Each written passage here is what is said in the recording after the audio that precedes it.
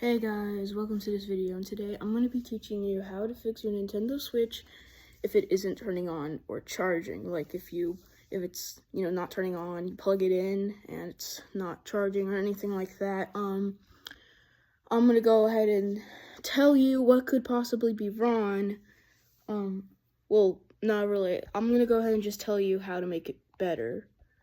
So, it's pretty easy actually, and if this doesn't work, just try doing it again or checking on other things like the charger, see if it's damaged or see if there's any damage to the Switch. But this is from what I believe, the right way to help this situation. So, right here, I have my Nintendo Switch. It's still working. It wasn't working earlier, but now it is working. Like, I can turn it on like that. It'll still turn on.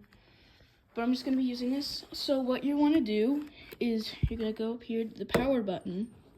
You're gonna first hold it down for 20 seconds. Like, hold it all the way down. I'm not gonna hold it all the way down for me, but you guys have to hold it all the way down for 20 seconds.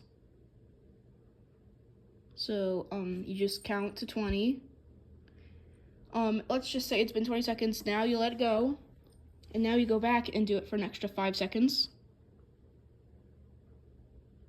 And then pretty soon you'll see the Nintendo logo come up in the middle, and then the Switch logo, and then it'll turn on like this.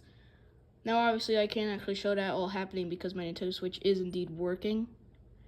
So yeah, also another thing you want to make sure is you have to make sure that all your files are on here. If you don't see any of your files, try doing it again, or go onto settings, and I don't remember what it is, but on settings there's a way to save all of your data and files so that it never gets lost. And that's how you fix your Nintendo Switch if it isn't working. And thank you guys for watching. Like and subscribe, and I'll see you guys in the next video.